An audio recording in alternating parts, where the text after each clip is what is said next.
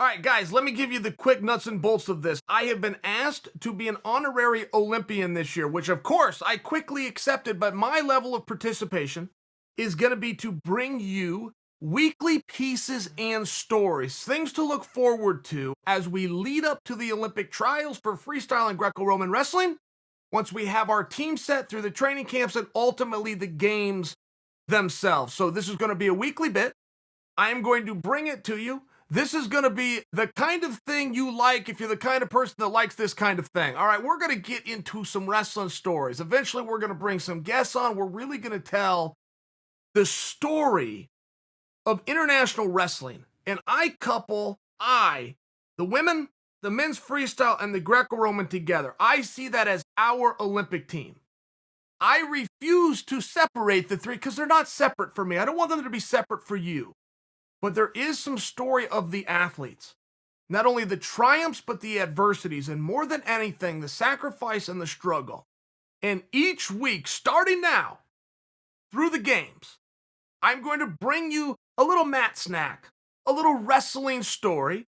I want you to enjoy. I want you to come back, and I want you to tell somebody. You want to help out wrestling, you want to help out old Chael. And in all fairness, I've done a few things for you, haven't you? I brought you plenty of entertainment over the year. I don't remember you giving me anything. I don't remember asking you anything for it. I'm asking you for something now. Just simply tell somebody. You can do it through social media, do it through a text message. You'll help me. More than anything, you'll help our team. All right, guys, as I was reflecting on the fights, and this was a big fight week, big fight card, okay? Wrestling is what ends up winning the world championship at 205 pounds. Jan Blachowicz wins the world championship, 3-1 underdog over Israel Adesanya. He wins it by wrestling. Now, we have seen this story rinse and repeat. We've seen this many, many times again. We're in a fight. Whoever wrestles better wins. That's a broad stroke statement, but it's over 90% true and much more over 95% true. Now, let me say it again. Not the best wrestler who wins. It's whoever wrestles the best. And why do I word it that way? Because a lot of guys that are out there out wrestling their opponent weren't wrestlers. They don't have a singlet. I could walk up to them right now, challenge them to reach in their wallet and pull out an active federation card from USAW, and they wouldn't have it.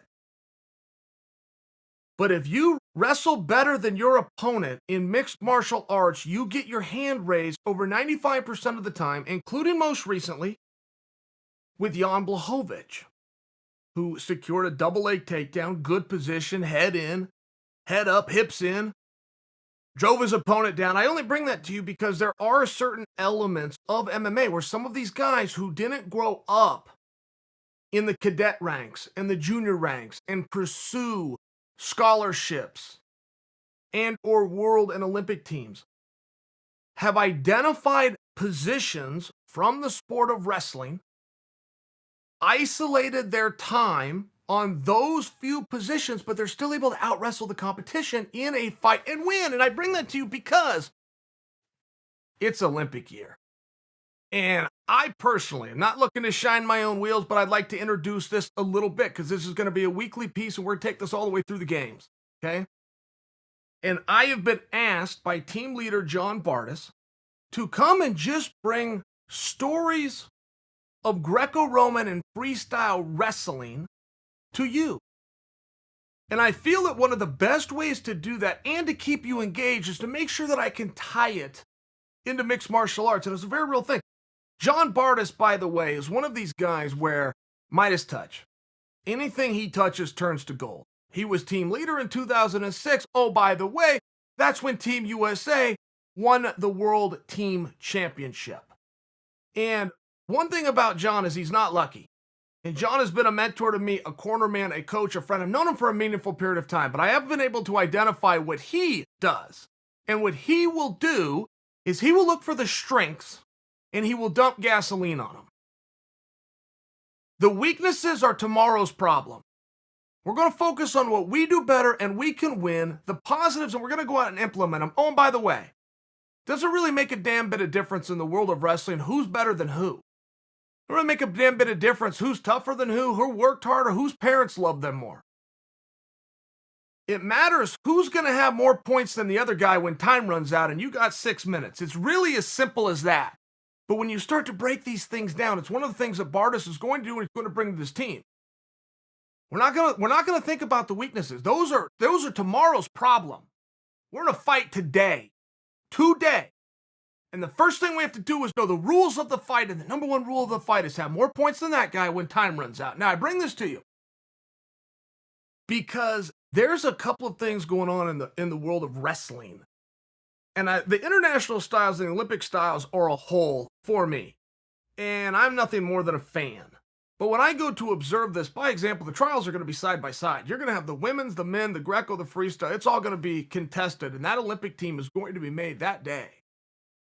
They're going to have the same training camps in the same locations. They're going to contest side by side and all support one another. So for me, there is not a difference in styles. There is a difference in the storylines. As you look at freestyle, by example, if I was to ask you what is the biggest match that USA Wrestling could put on right now, you're going to have an argument, but you're going to have it between two. There's going to be a group of people that say Jaden Cox versus Kyle Schneider. It's going to be another group of people that says Jordan Burroughs versus Kyle Dake. And it's one of these things where it's iron on iron. And when we go into, I want you guys to understand this, when we go into the Olympic Games, there's something called Olympic weight. Olympic weight and world weights are not the same thing in that world competition. World and Olympic competition is the exact same, and it's the exact same tournament, broad stroke. Every year they call it the World Championships. Every fourth year they call it the Olympic Games. Just to put a perspective for you, because I realize that there is more of a covenance and a prestige put on the Olympics. I want to share with you, if you are a world champion, you have done the same thing as the Olympic champion did, but you did it in one of the that wasn't a fourth. Every fourth year we call it the Olympiad. Okay. So now you understand what the competition is. In the World Championships, there is 2 more weights, 2 more opportunities.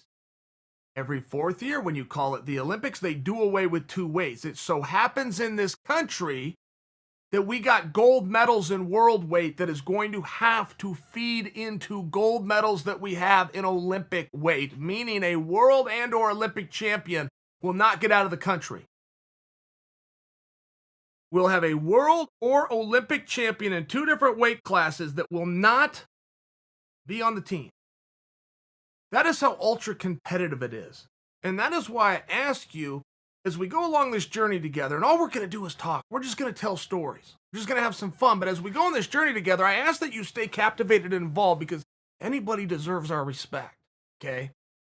It's those that are putting their life on hold to represent the country with nothing more than the stripes and the stars on your chest and back, and try to bring honor to the country. You're not getting $1 for it.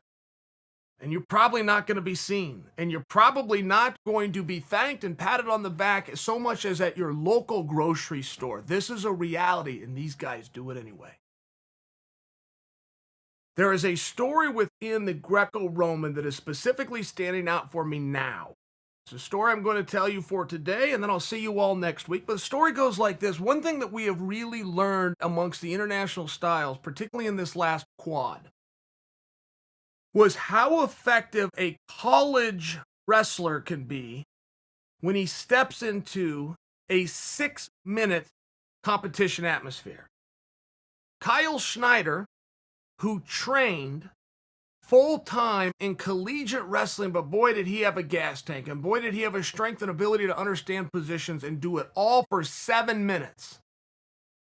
He was able to transition and go and win a world championship in freestyle, but he outpaced everybody. Then he won another world championship, then he won the Olympic Games, just by example, but he was a college wrestler the entire time, and he brought to the table something that a lot of people didn't identify, which was not a gut wrench, it was not a leg lace, it was a gas tank.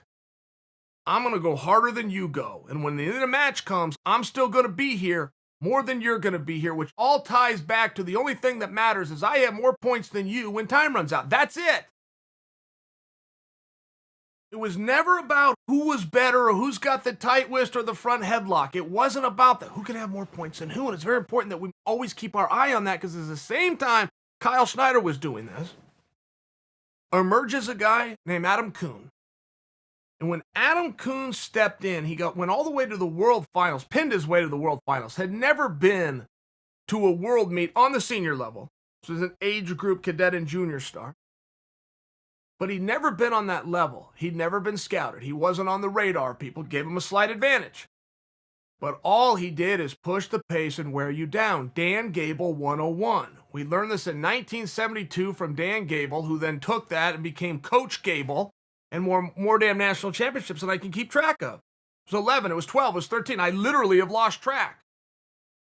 But he did it with an ideology that fatigue creates a coward out of everyone. Great. There's other ways to win wrestling matches, and there's other styles. What I'm suggesting for you is that both Chael Schneider and Adam Kuhn, even if on accident, because I don't know that they were recognized the same way that Gable was recognized. I don't know if people that observed it realize they're winning matches because they're going harder than everybody else. But I'm here to share with you, they had that gas tank and they had an ability to go harder than everybody else because they just come through a collegiate season. You can sit and argue about the styles. Collegiate is the hardest of the three if you're talking about pure heart pounding out of your chest, sweat dripping down your body, exhaustion. It is collegiate for one significant difference, which is if you're on the bottom, you must get up. And if another guy's on bottom and you're on top, you must hold him down. There is just simply no in between. There are stall calls. There is no rounds. There is no go to your corner. It's one of these things, and you're able to weaponize it. The relevance being, and the reason I bring it to you, because I want you to understand this story of the heavyweight division. Adam Kuhn's greatest challenge this year, as I see it, will be a freshman out of Arizona State named Colton Schultz. Colton Schultz also happens to be the reigning U.S. Open champion. And before you think that that signifies his spot, Adam Kuhn did not show up to the tournament. So we didn't actually see these two go head-to-head, but we do understand that Colton, and we will respect, is the national champion, reigning. Colton Schultz, being a freshman within the Division I Arizona State program, currently ranked number 5 in the country. Set that aside, though, it comes back to the gas tank issue that I'm telling you I saw as Kuhn's advantage. Kuhn will now be met with a fellow Division I athlete. It's one of the top guys in the country. And they're going to have to run into each other. And I think that before you start to talk about underhooks and 2-on-1s and pummeling in position and sumo rule and push out of bounds and strategies, you must understand the intangible. Can I go as hard as you can go? It is the story that nobody wants to talk about because it's the hardest thing in sport. It is way easier to talk about the swings and the misses, the bats and the balls, the dribbles and the layups. It's just easier to talk about that. It's harder to show the audience grit. And I will suggest for you, when these two finally collide, two guys that are all of the weight limit, they don't leave anything on the table. Two guys who have both won the U.S. Open, two guys who have represented the country in age group levels and both have alike medals. When they go head to head, it's going to come down to the intangible. Who can go harder than the other?